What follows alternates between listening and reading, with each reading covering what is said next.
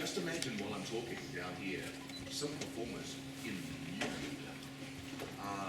And it, by the way, it's not just female, it's male as well. So you can imagine, see this down here in the middle? It's a spa bath, what do you call it? Jacuzzi, other words for it? Hot tub. Hot tub? What, yeah, bathtub? Bubble bath. Hot tub, okay. So, bubbling water, hot, and they come out of this naked. Then, naked, they come and droop themselves or drape themselves on members of the audience. So, if you can't be warned, here's my advice. If you don't want to be selected to be part of the performance, here's something you don't do.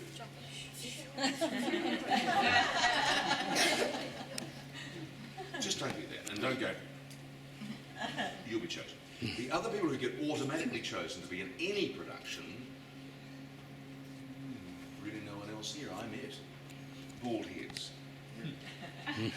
They gravitate straight to a bald headed man, instantly.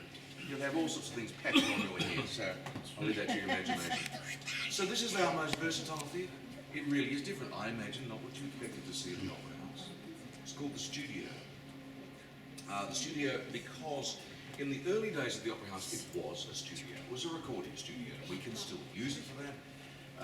A couple of bands I'll mention, the famous Australian band In Excess recorded tracks for CDs in here over the years, and Coldplay, even better known, they recorded tracks for a CD in here.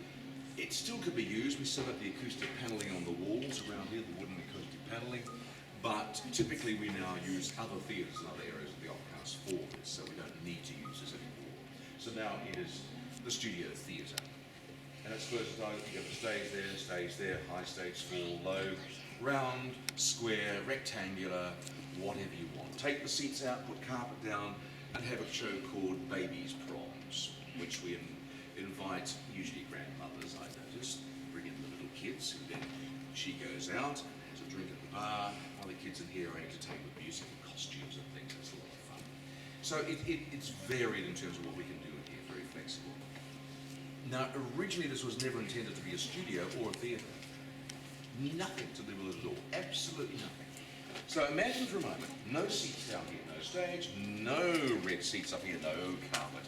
And up here, a hole. I'll give you a couple of guesses. My guess is you'll never guess it. What do you think it might have been? Flat area there, hole there. Observatory. Any guesses? Observatory? So you went on me, observatory, I like, yes. For fish, underground, underwater maybe. Any other guesses? Bring props up to the stage above.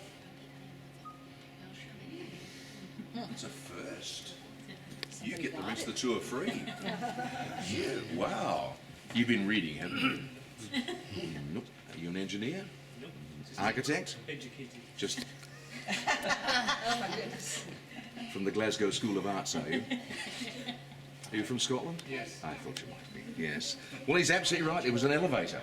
It was designed to take scenery up 2 floors to what would have been a theatre where we expected to have grand opera.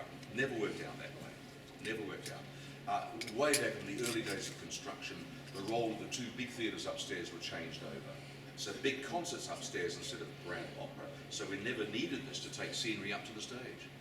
So it was abandoned as such and then turned into a studio, then a theatre.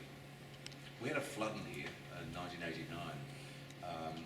That pretty much put the end to the idea of this being a studio, and then we decided to convert it.